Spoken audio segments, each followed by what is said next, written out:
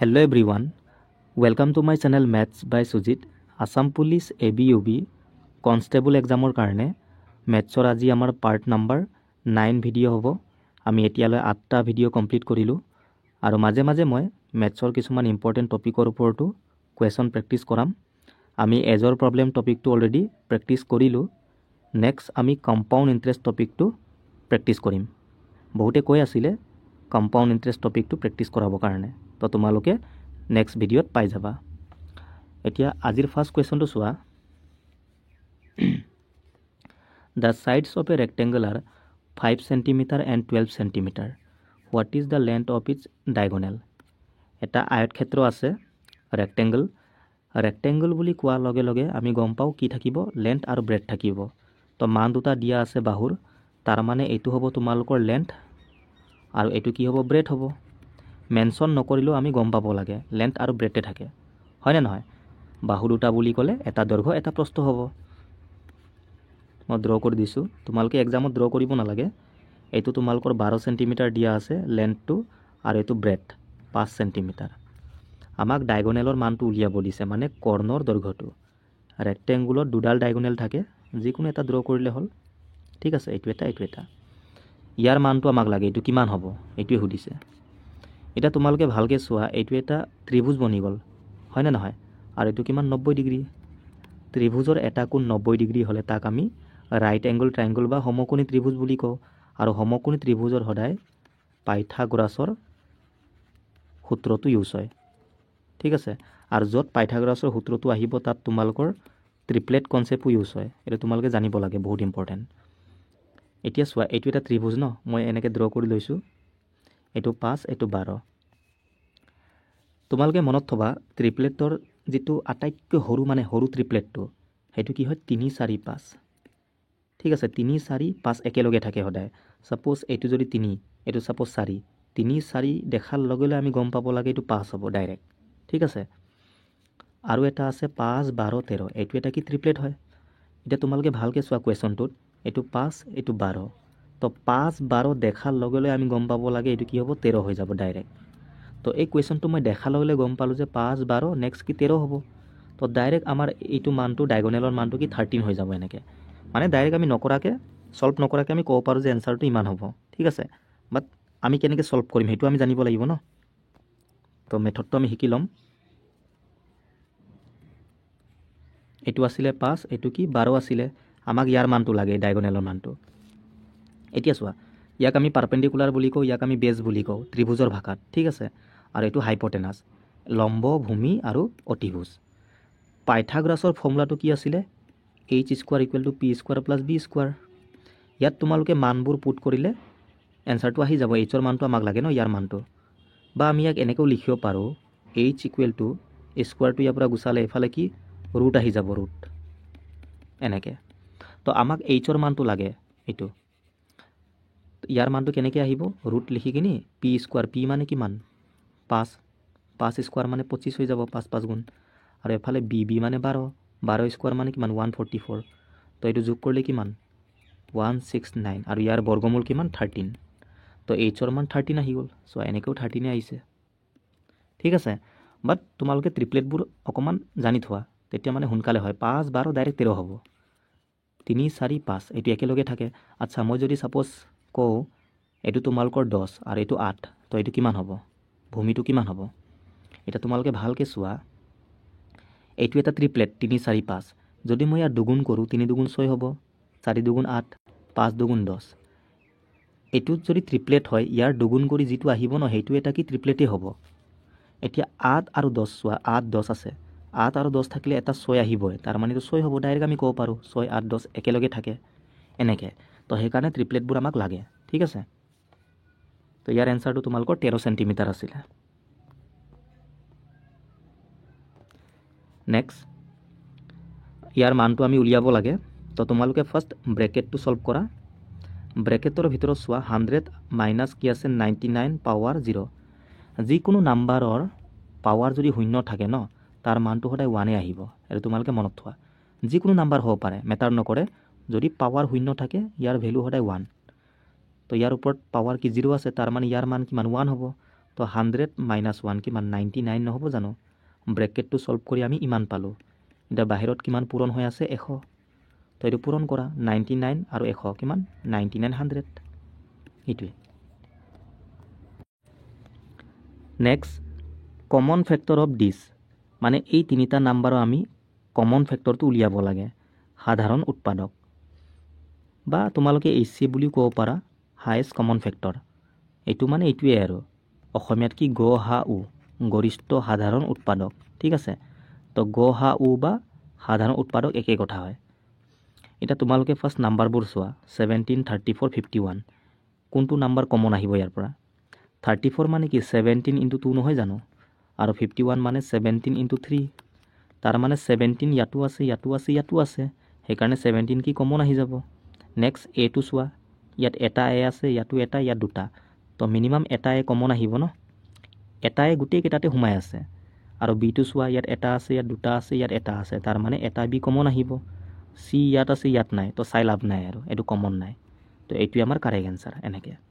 ঠিক আছে clear next কুৱেশ্যনটো the difference between the smallest of the 4-digit number and the largest of the 3-digit number is আটাইতকৈ সৰু 4টা অংকযুক্ত সংখ্যা আৰু আটাইতকৈ ডাঙৰ 3টা অংকযুক্ত সংখ্যাৰ মাজৰ কি উলিয়াব দিছে পাৰ্থক্যটো একেবাৰে স্মলেষ্ট 4-digit নাম্বাৰ কোনটো 1000 1 2 3 4 ইয়াৰ পৰা আৰম্ভ হয় ইয়াৰ জাষ্ট আগত কি আহে 999 ইয়াত 3টা অংক আছে ন 4টা অংকযুক্ত সংখ্যা আটাইতকৈ সৰু কোনটো এইটো আৰু আটাইতকৈ ডাঙৰ 3টা অংকযুক্ত সংখ্যা কোনটো এইটোৱে হয় নহয় আৰু তোমালোকে চোৱা ডাইৰেক্ট মনত থবা লাৰ্জেষ্ট বুলি ক'লে সদায় 9 পৰা ষ্টাৰ্ট হয় লাৰ্জেষ্ট 2-digit নাম্বাৰ ক'লে দুটা 9 আহিব লাৰ্জেষ্ট 3-digit ক'লে 3টা 9 হ'ব লাৰ্জেষ্ট 4-digit ক'লে 4টা 9 হ'ব 5টা ক'লে 5টা 9 হ'ব মুঠতে লাৰ্জেষ্ট ক'লে সদায় 9 পৰাই আৰম্ভ হ'ব ঠিক আছে আৰু স্মলেষ্ট ক'লে সদায় 10 পৰা ষ্টাৰ্ট হয় স্মলেষ্ট 2-digit ক'লে 10 স্মলেষ্ট 3-digit ক'লে 1 দুটা 0 এনেকৈ আৰু স্মলেষ্ট 4-digit ক'লে 1 পাছত 3টা 0 এইটোৱে নহয় জানো তো এই দুইটাৰ ডিফাৰেঞ্চটো আমাক সুধিছিলে কিমান হ'ব 1 হ'ব এইটোৱে correct answer next the fruit seller had some apples he sells 40% apples and still has 420 apples originally he had মানে এজন ফল মূল বিক্ৰেতাৰ হাতত কিছু আপেল আছিল তেওঁ 40% আপেল বিক্ৰী কৰি দিয়ে কৰাৰ পাছত এতিয়া তাৰ হাতত কিমানটা আপেল আছে 420 অৰিজিনেলি হি হেড মানে তাৰ লগত অৰিজিনেলি কিমানটা এপল আছিলে এইটো সুধিছে ষ্টাৰ্টিঙত চেল নকৰাৰ আগত তো তোমালোকে 100% ধৰি কিনি সলভ কৰিলে বেছি সিম্পল হ'ব x ধৰিও কৰিব পাৰা বাট 100 ধৰিলে আমাৰ কাৰণে ইজি হ'ব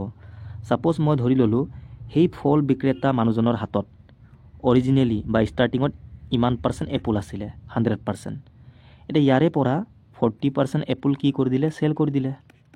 ইমান চেল কৰি দিলে তো ৰিমেইনিং কিমান থাকিলে 60% হয়নে নহয় 40% চেল কৰি দিলে 100ৰ পৰা 40 গুচি গ'ল থাকিলে ইমান আমাৰ হিচাপত যদি মই চাওঁ কিমানটা এপল এতিয়া আছে 60% কিন্তু কুৱেশ্যনৰ মতে কিমান এপল থাকিলে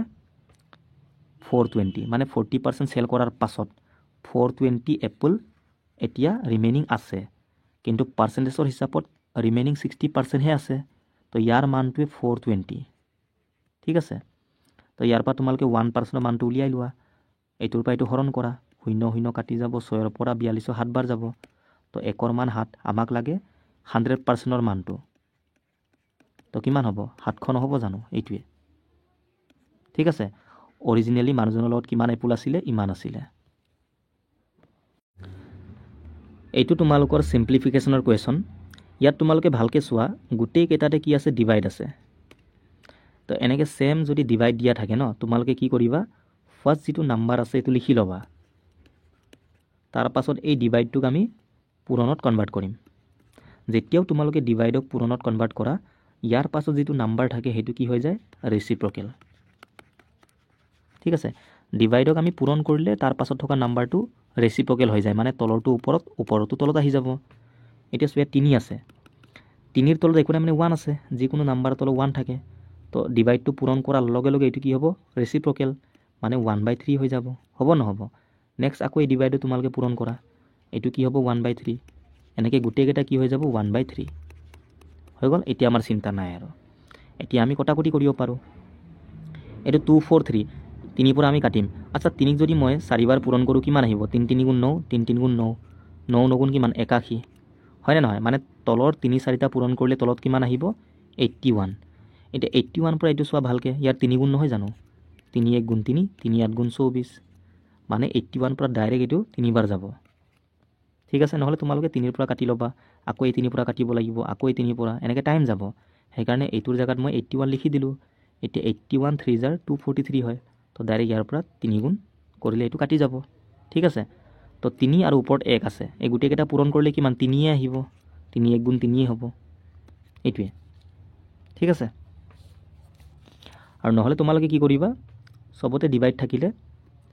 এই প্ৰথম নাম্বাৰটো বাদ দি বাকী যিমানো আছে এইটো পূৰণ কৰি ল'বা। এইটো পূৰণ কৰি কিমান আহিব? 81। এতিয়া ইয়াক তোমালোকে ইয়াৰ পৰা ডিভাইড কৰি দিয়া, কিমান আহিব? 3 আহিব এনেকৈ। বাট কনচেপ্টটো এইটো হয়। The average age of A and B is 30 years and that of B and C is 26 years. The difference of the age of A and C. A আৰু Bৰ বয়সৰ যিটো এভাৰেজ, গড় বয়সটো কিমান দিয়া আছে? 30, আৰু B আৰু Cৰ 26।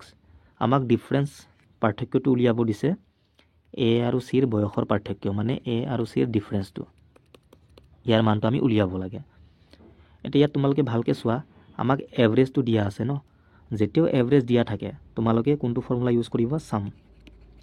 চাম ইকুৱেল টু কি আছিলে? Average into number. কাৰণ আমি সকলোৱে গম পাওঁ এভাৰেজ ইকুৱেল টু কি আছিলে? চাম বাই নাম্বাৰ, এইটো ফৰ্মুলা হয়। তো এইটো ক্ৰছ মাল্টিপ্লাই কৰিলে চাম ইকুৱেল টু কি আহিব? Average into number. তো এইটো ফৰ্মুলা আমি ইয়াত ইউজ কৰিম, কাৰণ আমাক এভাৰেজটো দিয়া আছে আৰু নাম্বাৰো আমি গম পাওঁ ন,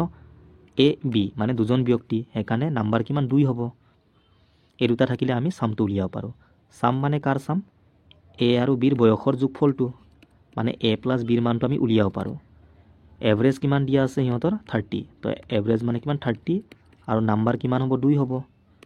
60। A আৰু Bৰ বয়সৰ যোগফল আমি 60 পালোঁ। নেক্সট তেনেকৈ B আৰু Cৰটো আমি উলিয়াব পাৰিম, B প্লাছ C। এভাৰেজটো কিমান? 26, আৰু নাম্বাৰ কিমান? 2 হ'ব, 1 2। তো এইটো পূৰণ কৰা, 52 আহিলে। এতিয়া এইটোৰ পৰা যদি মই এইটো মাইনাছ কৰোঁ কি আহিব? ভালকৈ চোৱা, এইটোৰ পৰা যদি মই এইটো মাইনাছ কৰোঁ, তো ইয়াত ব্ৰেকেট দিব লাগিব, কাৰণ আগত মাইনাছ আহিব ন। A প্লাছ B, ইয়াৰ পৰা মই মাইনাছ কৰিম কাক? B plus C। তো কিমান আহিব চোৱা, ব্ৰেকেটটো খুলি দিলে এইটো মাইনাছ B হৈ যাব, আৰু মাইনাছে প্লাছে মাইনাছ C, আৰু এফালে A প্লাছ B। তো প্লাছ B মাইনাছ B কাটি যাব ন, থাকিলে কি A মাইনাছ C আহিব নাহিব? তো এইটোৰ পৰা এইটো মাইনাছ কৰিলে B কাটি যাব, এইটো মাইনাছে প্লাছে মাইনাছ, সেইকাৰণে A মাইনাছ Cৰ মানটো আমাৰ ডাইৰেক্ট আহি যাব ন। ইয়াৰ মানটোৱেতো আমাক উলিয়াব দিছিলে, তো এইটো মাইনাছ কৰিলে হ'ল। তো এইফালে মাইনাছ কৰিলে এফালেও মাইনাছ কৰিম, 60 পৰা 52 মাইনাছ কৰিলে কিমান? 8। তো আহি গ'ল A আৰু Cৰ বয়সৰ পাৰ্থক্যটো, এইটোৱে। Next, let the LCM and HCF of two numbers be 276 and 3 respectively. If one third of number is 23, then other number. যেতিয়াও এনেকৈ নাম্বাৰ দিয়া থাকে আৰু LCM HCF দিয়া থাকে, তোমালোকে সদায় এইটো ফৰ্মুলা ইউজ কৰিবা। LCM into HCF equal to কি আছিলে? দুটা সংখ্যাৰ পূৰণফল। ছাপ'জ নাম্বাৰ দুটা A আৰু B, সদায় LCM HCFৰ পূৰণফলটো নাম্বাৰ দুটাৰ পূৰণফলৰ সদায় সমান হয়। ঠিক আছে, এইটো আমি ইউজ কৰিম। কিন্তু ইয়াৰ কাৰণে আমাক চোৱা, এটা নাম্বাৰ লাগিব,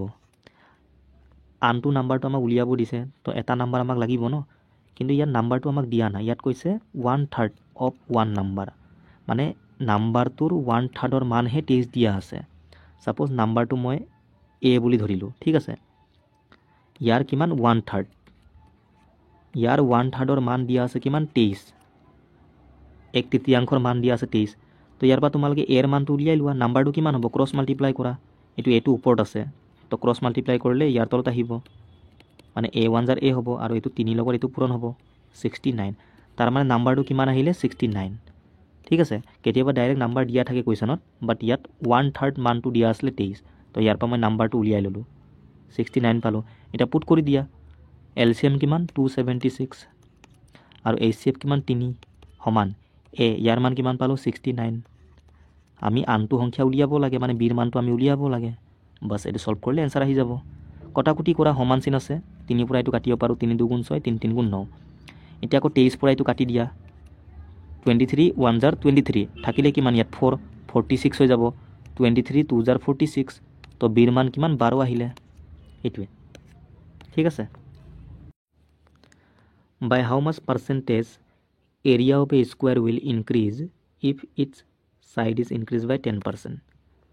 অসমীয়াত অকমান মিষ্টেক হৈ আছে তোমালোকে ধ্যান দিব নালাগে ইয়াত কৈছে এটা স্কোয়াৰ আছে স্কোয়াৰ যিটো সাইড মানে বাহু সেই বাহুৰ মান কেটা 10% কে বঢ়াই দিলে বঢ়াই দিয়াৰ পাছত স্কোয়াৰ যিটো এৰিয়া হেতু কিমান পাৰ্সেন্ট বাঢ়িব এটো সুধিছে এতিয়া স্কোয়াৰ বা বৰ্গ বুলি ক'লে আমি সকলোৱে গম পাও গুটেই বাহুবোৰ কি সমান থাকে এইটো এ হলে এইটো এ হ'ব এইটো এ হ'ব এইটো এ হ'ব আৰু ইয়াৰ যিটো এৰিয়া হেতু কি বাহু পূৰণ বাহু মানে a * a হৈ যাব হ'ব নহব বা a স্কয়াৰ একে কথা এতিয়া সোয়া এৰিয়া মানে কি a * a হয় এই সাইডবোৰ 10% কে বঢ়াই দিছে বঢ়াই দিয়াৰ পাছত এৰিয়াটো কিমান পাৰ্সেন্ট বাঢ়িব এটো সুধিছে তো এনেকুৱা টাইপৰ কোৱেশ্যনত মই কি কৈছিলো সাকসেসিভ ফৰ্মুলাটো ইউজ কৰিব লাগে a + b + ab/100 এটো ইউজ কৰিলে আমাৰ ডাইৰেক্ট এনসাৰটো আহি যাব এৰিয়াটো কিমান পাৰ্সেন্ট বাঢ়িলে এটো ডাইৰেক্ট আহি যাব ঠিক আছে আৰু ইনক্ৰিজ বুলি ক'লে হদায় প্লাস লব লাগে ডিক্ৰিজ ক'লে মাইনাস ইয়াতো ইনক্ৰিজ হৈছে তো আমি 10 কেটা কি লম +10 +10 পুট কৰিলে হল ইয়াত a মানেও কিমান 10 b মানেও কিমান 10 আৰু এটো ab মানে 10 * 10 তলত কিমান 100 হল এটো 10 10 * 100 কাটি যাব এটো 1 পৰা 1 একবাৰ যাব তো 10 + 10 20 + 1 কিমান 21% এটো ইমান পার্সেন্ট কি বৰ্গৰ কালিটো বাঢ়ি যাব ঠিক আছে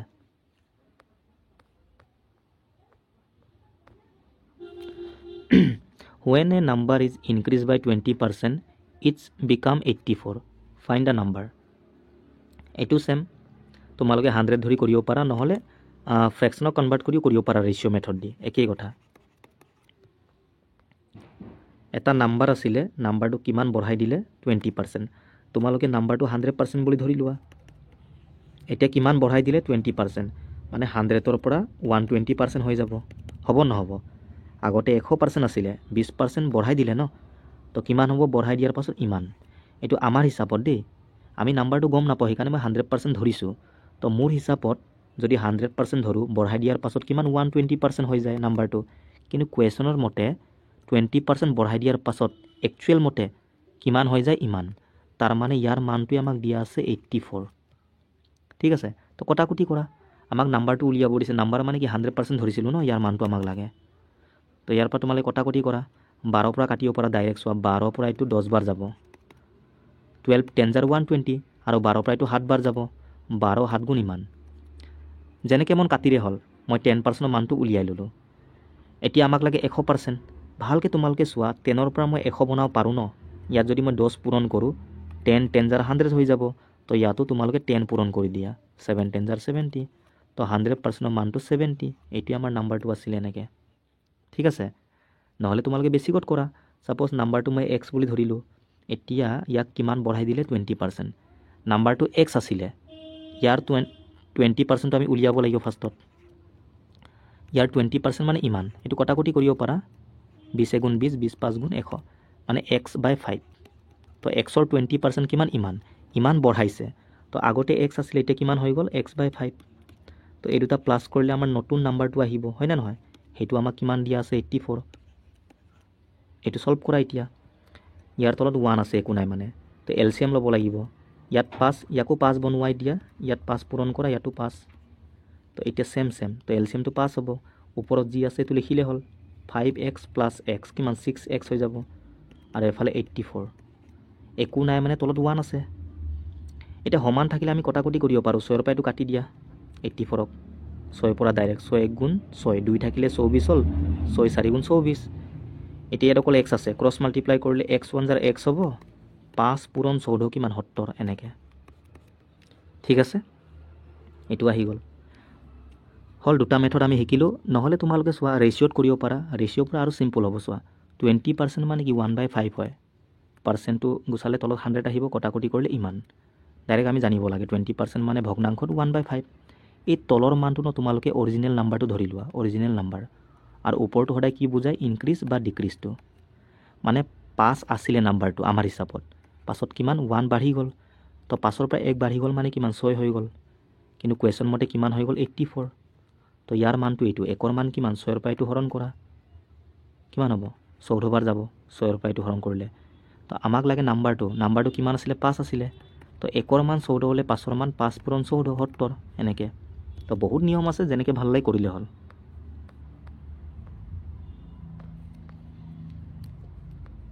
এইটো চোৱা 8 এৰ মানটো দিয়া আছে এইটো আমাক এৰ মানটো উলিয়াব দিছে এতিয়া তোমালোকে 35 স্কোৱাৰ কৰি কিনি ইয়াত পাতিব পাৰা তেনেকৈ ইয়াৰ স্কোৱাৰ কৰি ইয়াত তাৰপিছত মাইনাছ কৰা এনেকৈ কৰিলেও এনচাৰ আহিব বাট টাইম যাব ভালকৈ চোৱা এইটো কি এ স্কোৱাৰ মাইনাছ বি স্কোৱাৰ সেইটো ফৰ্মেটত আছে নাই এ স্কোৱাৰ মাইনাছ বি স্কোৱাৰ ইয়াৰ ফৰ্মুলা কি আছিলে এ plus B into a minus B এইটো আমি জানো ন তো এইটোৰ লগত এইটো মিলি আছে নাই ভালকৈ চোৱা ইয়াক এ বুলি ধৰা এইটো বি বুলি ধৰা তো A square minus B square তো 8 A equal to A square minus B square মানে কি A plus B A minus B তো এ মানে 35 প্লাছ বি মানে 27 এনেকৈ মই লিখিব পাৰোঁ ন এ plus B A minus B এনেকৈ এতিয়া যোগ কৰা কিমান হ'ব আৰু এফালে বিয়োগ কৰা 15ৰ পৰা 7 গ'লে কিমান 8 হ'ব ঠিক আছে আৰু এফালে 2ৰ পৰা 2 শূন্য ঠিক আছে 35 পৰা 27 গ'লে 8 আৰু এফালে 8a এইটো পূৰণ হৈ আছে আৰু সমান আছে কাটিব পাৰোঁ 8 8 কাটি গ'ল থাকিলে কি এৰ মান কিমান ইমান এইটোৱে আহি গ'ল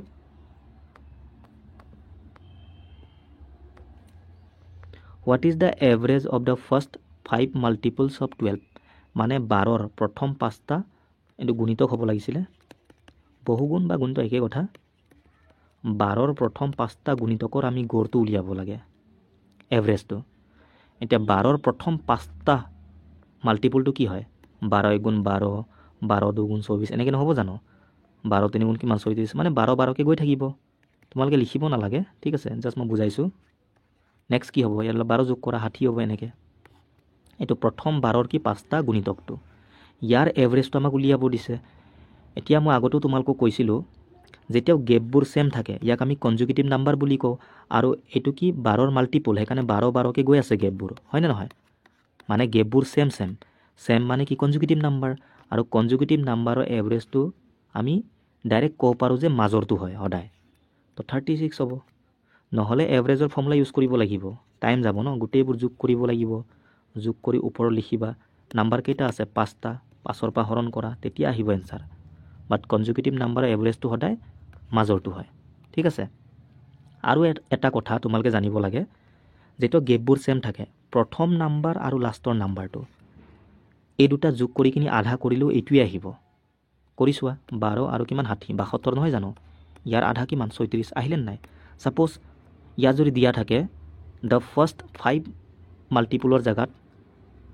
12 মাল্টিপুল ছাপ'জ 12 মাল্টিপুল অফ 12 তাৰ এভাৰেজ কিমান তেতিয়া তোমালোকে কি 12টা মাল্টিপুল লিখিবা নেকি লিখি কিনি মাজৰটো তেতিয়াওতো টাইম যাব ন লিখোঁতে টাইম যাব ন তো আমি কি কৰিম আইডিয়া লগাম যে প্ৰথম নাম্বাৰটো আৰু শেষৰ নাম্বাৰটো উলিয়াই ল'ম কাৰণ সেই দুটা যোগ কৰি আধা কৰিলেওতো মাজৰটোৱে আহিব ঠিক আছে এইটো টেকনিক আমি জানিব লাগে নহ'লে লিখোঁতে বহুত টাইম লাগিব তো 12ৰ 12টা মাল্টিপুল তো প্ৰথম মাল্টিপুলটো আমি জানো 12 হ'ব 12 গুণ 12 আৰু শেষৰ মাল্টিপুল কিমান 12 12 গুণ কিমান 144 তো এই দুটা যোগ কৰা আৰু আধা কৰা ডাইৰেক্ট আহি যাব কিমান হ'ব তো ইয়াৰ আধা কিমান এইটো এনেকৈ ঠিক আছে এইবোৰ আমি জানিব লাগে next the price of a scooter was 34,000 last year it is increase by 20% this year what is the price now মানে আগতে লাষ্ট ইয়েৰত স্কুটাৰৰ যিটো প্ৰাইচ বা মূল্য কিমান আছিলে 34,000 এতিয়া এই বছৰ 20% বঢ়াই দিলে তো বঢ়াই দিয়াৰ পাছত নতুন যিটো প্ৰাইচ সেইটো কিমান হ'ব 34,000 আগতে আছিলে 20% কি বঢ়াই দিলে এইটো পাৰ্চেণ্টেজৰ মতে ইমান বঢ়াইছে কিন্তু নাম্বাৰত কিমান বঢ়াইছে এইটো আমাক লাগিব ন তো তোমালোকে চোৱা দুই ধৰণে কৰিব পাৰা 34,000ৰ প্ৰথমে 20%ৰ মানটো উলিয়াই লোৱা মানে কিমান বঢ়াইছে সেইটো আমাক লাগে নাম্বাৰত হয়নে নহয় তেতিয়া আমি যোগ কৰি কিনি নতুনটো উলিয়াব পাৰিম তো ইয়াৰ 20%ৰ মানটো উলিয়াই লোৱা 2 শূন্য কাটি গ'ল ওপৰ তল 2 লগত এইটো পূৰণ কৰা 6800 আহিব মানে ইমান বঢ়াই দিলে তো নতুন প্ৰাইচ কিমান হ'ব আগতে 34,000 আছিলে এতিয়া কিমান বাঢ়ি গ'ল 6800 এইটো যোগ কৰিলে আমাৰ নতুন প্ৰাইচটো আহি যাব 40800 এইটো বা আমি এনেকৈওতো কৰিব পাৰোঁ 20% বাঢ়ি গ'ল যিকোনো নাম্বাৰ সদায় নিজে কিমান 100% থাকে এতিয়া কিমান বঢ়াই দিলে 20% তো বঢ়াই দিয়াৰ পাছত কিমান 120% নহ'ব জানো এতিয়া পাৰ্চেণ্টেজৰ মতে তো আমি ডাইৰেক্ট নাম্বাৰৰ কি 120% উলিয়াই দিম ডাইৰেক্ট নতুন প্ৰাইচটো আহি যাব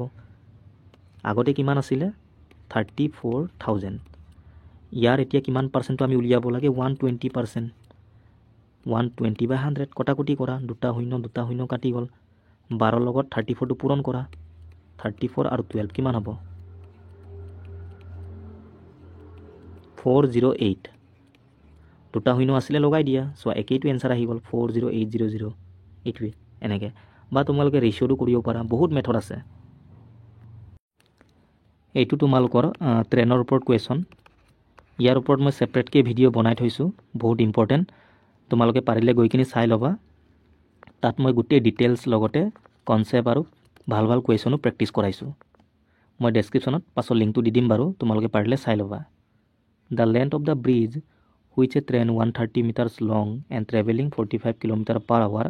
কেন ক্ৰছ ইন 30 ছেকেণ্ড মানে আমি দলংখনৰ কি দৈৰ্ঘ্যটো উলিয়াব লাগে লেন্থ ট্ৰেইনৰ লেন্থ দিয়া আছে 130 মিটাৰ এইটো ট্ৰেইন এইটো কি ব্ৰিজ এতিয়া ট্ৰেইনৰ যিটো স্পীড কিমান 45 km/h মানে প্ৰতি ঘণ্টাত ইমান কিলোমিটাৰ কভাৰ কৰে এই ট্ৰেইনে ব্ৰিজখনক কিমান ছেকেণ্ডত ক্ৰছ কৰিছে 30 ক্ৰছ কৰোঁতে কিমান সময় লৈছে 30 ছেকেণ্ড আৰু যেতিয়া ট্ৰেইনে ব্ৰিজখনক ক্ৰছ কৰিব দুইটাৰে লেন্থটো কি প্লাছ হৈ যাব ইয়াৰ লেন্থটো কিমান 130 মিটাৰ ইয়াৰটো আমি গম নাপাওঁ এইটো আমি উলিয়াব লাগে ছাপ'জ x মিটাৰ আৰু আমি গম পাওঁ ডিষ্টেঞ্চ ইকুৱেল টু কি স্পীড ইনটু টাইম হয় এইটো তোমালোকে মনত থ'বা ডিষ্টেঞ্চ কিমান হ'ব 130 প্লাছ x দুইটাৰে লেন্থটো প্লাছ হৈ গ'ল স্পীডটো চোৱা km/h আছে আকৌ ইয়াত চোৱা এইকেইটা ছেকেণ্ড মিটাৰ মিলা নাই ন সদায় ইউনিট ছেম হ'ব লাগে আৰু অপশ্যনতো চোৱা মিটাৰত দিয়া আছে তো আমি স্পীডক কি কৰিম মিটাৰ/ছেকেণ্ডক কনভাৰ্ট কৰিব লাগিব আৰু যেতিয়া আমি km/hক মিটাৰ/ছেকেণ্ডক কনভাৰ্ট কৰোঁ তোমালোকে সদায় 5/18 পৰা পূৰণ কৰি দিবা ঠিক আছে আৰু মিটাৰ/ছেকেণ্ডক যদি মই km/hত কনভাৰ্ট কৰোঁ ইয়াৰ ওলোটা 18/5 পৰা পূৰণ কৰিব লাগে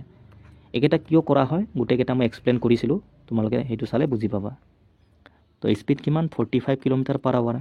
ইয়াক মই মিটাৰ/ছেকেণ্ডত কনভাৰ্ট কৰিম মানে 5/18 পৰা পূৰণ কৰিম আৰু টাইম কিমান 30 ছেকেণ্ড হৈ গ'ল এইটো সলভ কৰিলে এনচাৰ আহি যাব কটাকটি কৰা 9 2 18 9 5 45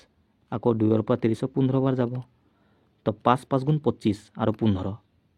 25 আৰু 15 পূৰণ কৰিলে কিমান আহিব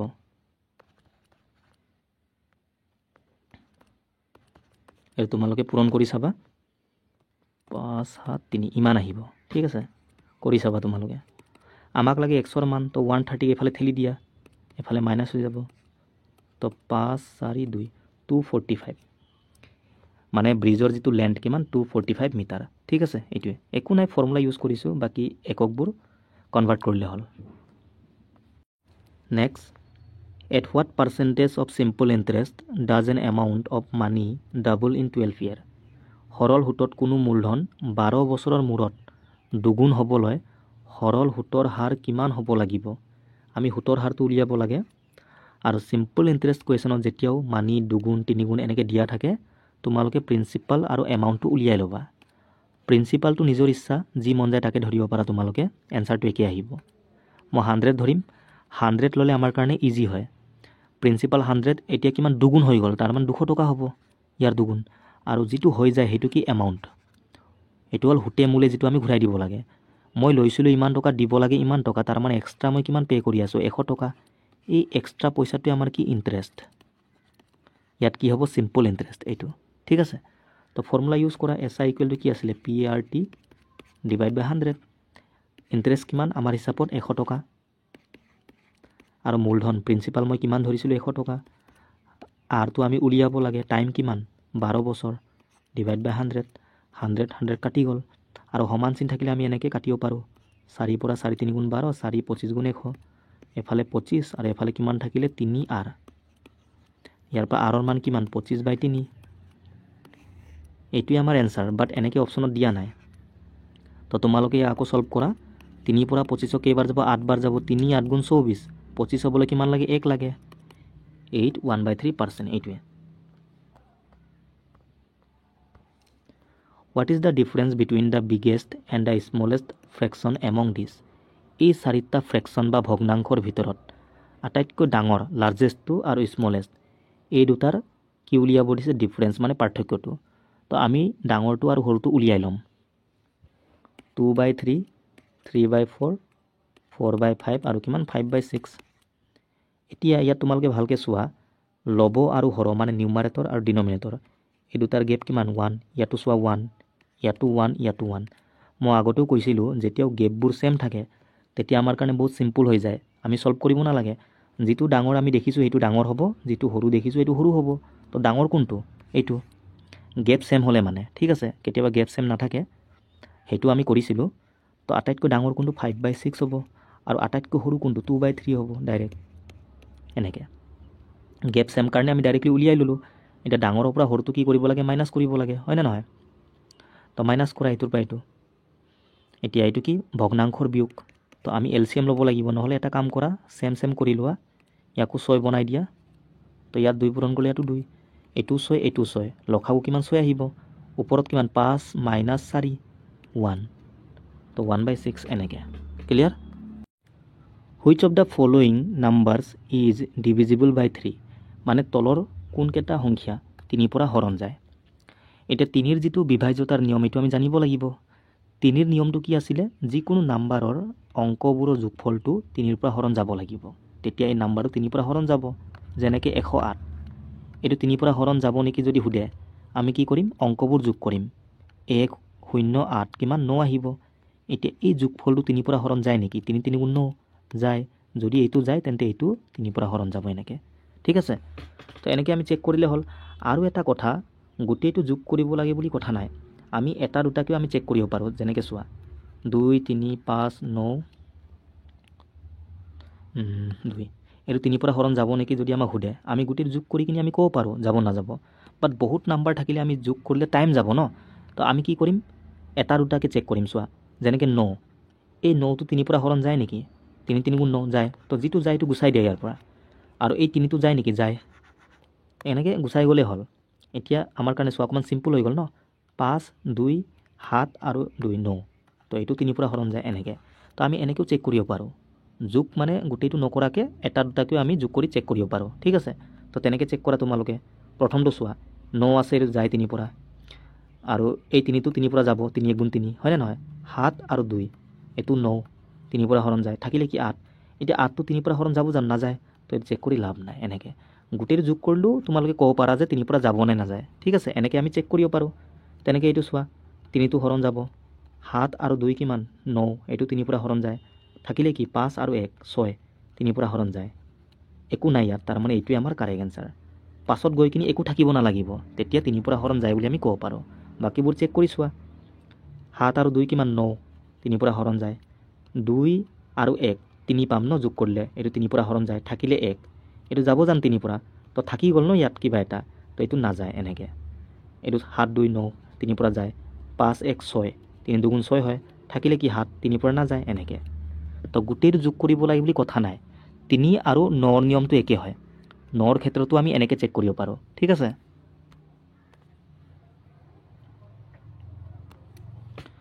The square of a natural number subtracted from its cube comes to 48 the number is কি কৈছে স্বাভাৱিক সংখ্যাৰ বৰ্গফলক সংখ্যাটোৰ ঘনফলৰ পৰা বিয়োগ কৰিলে কিমান পায় 48 তেন্তে সংখ্যাটো আমি উলিয়াব লাগে সাপোজ মই সেই নেচাৰেল নাম্বাৰটো x বুলি ধৰিলোঁ এতিয়া ইয়াৰ কি কিউব মানে ইয়াৰ ঘনফল x কিউব হৈ গ'ল ইয়াৰ পৰা মাইনাছ কৰিব দিছে কিমান square of A natural number মানে ইয়াৰে স্কোৱাৰ এক্সৰ স্কোৱাৰ তো এক্সৰ কিউবৰ পৰা এক্সৰ কি স্কোৱাৰটো মাইনাছ কৰিলে কিমান আহে বুলি কৈছে 48 এইটো আমাক দিয়া আছে ঠিক আছে প্ৰশ্নত এইটোৱে কৈছে চোৱা square of A natural number এইটো মাইনাছ কৰিব লাগে ক'ৰ পৰা ইয়াৰ কিউবৰ পৰা তো কিউবৰ পৰা স্কোৱাৰটো মাইনাছ কৰি দিলোঁ আৰু এইটো কাৰ সমান ইমান আচ্ছা ইয়াৰ পৰা মই এক্সটো কমন ল'ব পাৰোঁ ন এক্স কমন ল'লে ইয়াত চোৱা এক্স স্কোৱাৰ কমন ল'ব পাৰোঁ বা এনেকৈও তোমালোকে কৰিব পাৰা পুট কৰি কিনি কমন ল'ব নালাগে এনেকৈ চোৱা অপশ্যন পৰা আমি চেক কৰিম বেছি ইজি হ'ব মানে এই দুইটা বিয়োগ কৰিলে ইমান পাব লাগে তো প্ৰথমে মই 4 পুট কৰিম এক্সৰ জেগাত তো 4 কিউব মানে কিমান 64 4ক 3 বাৰ পূৰণ কৰিলে ইমান মাইনাছ 4 স্কোৱাৰ মানে কিমান 4 4 কিমান 16 তো এইটোৰ পৰা এইটো মাইনাছ কৰি চোৱা কিমান আহিব 48 আহি গ'লচোন মিলি গ'ল তো এক্সৰ মান 4 হ'ব আৰু নাম্বাৰটো সুধিছে নাম্বাৰ মই কিমান ধৰিছিলোঁ এক্স তো 4 হ'ব বাকীবোৰ চেক কৰি চোৱা এক্সৰ জেগাত 5 পুট কৰা 5 কিউব মানে কিমান 125 হয় মাইনাছ 5 স্কোৱাৰ মানে কিমান 5 5 গুণ 25 তো এইটো বিয়োগ কৰিলে 100হে আহিব ইমান আহিছে জানো অহা নাই এনেকৈ বাকীবোৰ আমাৰ নোলাব ঠিক আছে তো এনেকৈ তোমালোকে ইকুৱেশ্যনটো বনাই অপশ্যন পৰা পুট কৰিলে চিম্পল হয় নেক্সট কুৱেশ্যনটো এইটো চিম্প্লিফিকেশ্যনৰ কুৱেশ্যন ইয়াৰ মানটো আমি উলিয়াব লাগে 1 মাইনাছ 1/2 1 মাইনাছ 1/3 আৰু 1 মাইনাছ 1/4 এই তিনিটাৰ পূৰণফলটো আমি উলিয়াব লাগে ব্ৰেকেটবোৰ লাগি আছে মানে কি পূৰণ হৈ আছে তো ফাৰ্ষ্ট আমি ব্ৰেকেটৰ ভিতৰৰ নাম্বাৰবোৰ সলভ কৰিব লাগিব 1 মাইনাছ 1/2 মানে কি 1ৰ পৰা আধা মাইনাছ কৰিলে কিমান আধাই হ'ব হয়নে নহয় 1ৰ পৰা আধা গ'লে কিমান আধা ডাইৰেক্ট আমি ক'ব পাৰোঁ বা তোমালোকে এনেকৈ কৰিব পাৰা তলত 2 আছে 2টো লিখি লোৱা 2 1 গুণ 2 এনেকৈ 2 1 গুণ 2 2ৰ পৰা 1 মাইনাছ কৰিলে কিমান 1 হ'ব তো 1/2 নেক্সট 3 1 গুণ 3 3ৰ পৰা 1 গ'লে কিমান 2 2/3 নেক্সট 4 1 জাৰ 4 4ৰ পৰা 1 গ'লে কিমান 3 3/4 এনেকৈ এটা কটাকটি কৰা 2 2 3 3 কাটি গ'ল 1/4 এনেকৈ ঠিক আছে এইটো আমাৰ last question ₹675 was divided among 75 students each boy gets 20 and each girl gets ₹5 how many girls are there among the student এই কুৱেশ্যনটো আমি বেছিক পৰা কৰিম লগতে এলিগেশ্যন মেথড পৰা আমি কৰিম এলিগেশ্যন পৰা অকণমান ইজি হয় কিন্তু বেছিকৰ পৰাও টাইম নালাগিব ঠিক আছে বেছিকটো আমি জানিবই লাগে ইয়াত চোৱা টোটেল টকাটো আমাক দিয়া আছে মুঠ টকাটো এই টকাটো আমি ভাগ কৰিব লাগে 75 ষ্টুডেণ্টৰ মাজত আৰু বয়জ এণ্ড গাৰ্লছ মিলাই কিনে টোটেল কিমান ইমান আছে ষ্টুডেণ্ট মানে কি বয়জ এণ্ড গাৰ্লছ হ'ব প্ৰত্যেক ল'ৰাই 20 টকাকৈ পায় আৰু প্ৰত্যেকজনী ছোৱালীয়ে 5 টকাকৈ পায় ছোৱালীৰ সংখ্যাটো আমাক উলিয়াব দিছে এতিয়া টোটেল ষ্টুডেণ্ট 75 ল'ৰা কিমান ছোৱালী কিমান সেইটো আমি গম নাপাওঁ ছাপ'জ মই ধৰিলোঁ ল'ৰাৰ যিটো সংখ্যা কিমান এক্স 75ৰ পৰা ল'ৰা এক্স হ'লে বাকী ৰিমেইনিংটো কি গাৰ্লছ নহ'ব জানো 75 পৰা আমি বয়জটো মাইনাছ কৰিলে কি গাৰ্লছ নাপাম জানো তো গাৰ্লছৰ সংখ্যা কিমান 75 মাইনাছ এক্স হ'ব ঠিক আছে টোটেলৰ পৰা বয়জটো মই মাইনাছ কৰি দিলোঁ এতিয়া প্ৰত্যেকজন ল'ৰাই কিমান টকা পায় 20 আছে ল'ৰা কিমান এক্স টোটেল ল'ৰা এক্স আছে তো ইমানজন ল'ৰাই কিমান টকা পাব 20 ইনটু এক্স নহ'ব জানো 20 ইনটু এক্স মানে এইটো হ'ল টোটেল ল'ৰাই পোৱা টকাটো প্লাছ প্ৰত্যেকজনী ছোৱালীয়ে 5 টকা পায় ছোৱালীৰ সংখ্যা কিমান ইমান তো ইমানজনী ছোৱালীয়ে কিমান পাব 5 পূৰণ 75 মাইনাছ এক্স এইটো হ'ল মুঠ ছোৱালীয়ে পোৱা টকা আৰু বয়জ এণ্ড গাৰ্লছৰ গোটেই টকাটো মিলাই কিমান হ'ব 675 এইটো মুঠ টকাটো ইয়াৰ সমান হৈ গ'ল তো এইটো সলভ কৰা আহি যাব অকল এইটো ইকুৱেশ্যনটো তোমালোকে বনাব জানিব লাগে তো এইটো পূৰণ কৰা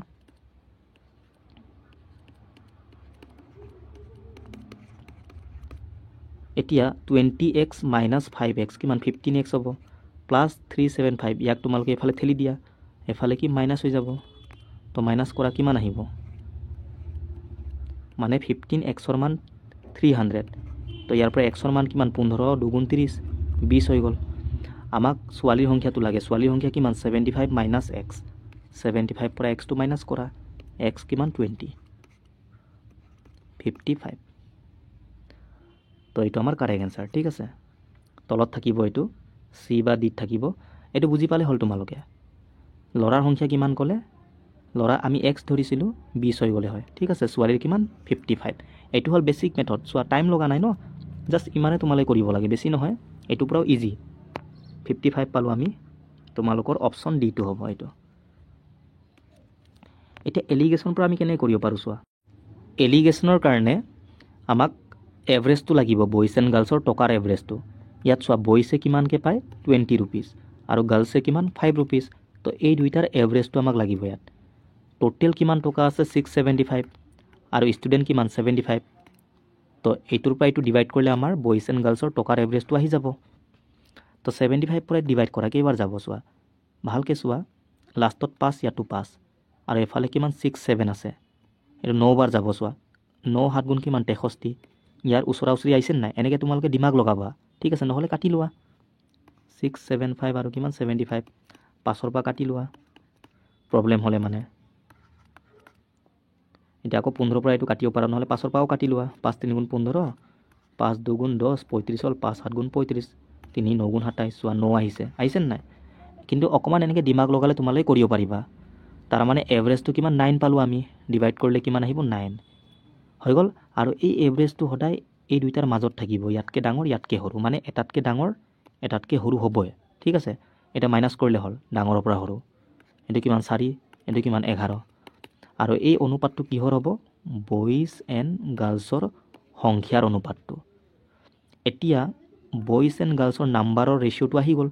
ৰেচিঅ' হিচাপত টোটেল কিমান ষ্টুডেণ্ট বইজ এণ্ড গাৰ্লছ মিলাই 15 কিন্তু একচুৱেল মতে কিমান 75 টোটেল হয়নে নহয় তো 15ৰ মানটো এইটো ইয়াৰ পৰা 1ৰ মানটো উলিয়াই লোৱা 15 5 গুণ 75 আমাক লাগে ছোৱালীৰ সংখ্যা কিমান 11 তো 11 5 গুণ কিমান 55 এইটোৱে আহি গ'ল ঠিক আছে এনেকৈ হ'ল তো ভিডিঅ'টো চাই ভাল লাগিলে তোমালোকে লাইক কৰি দিবা আৰু শ্বেয়াৰ কৰি দিবা পাৰিলে আৰু মোৰ টেলিগ্ৰাম হোৱাটছএপ চেনেলত তোমালোকে জইন হৈ যাবা ঠিক আছে থেংক ইউ বাই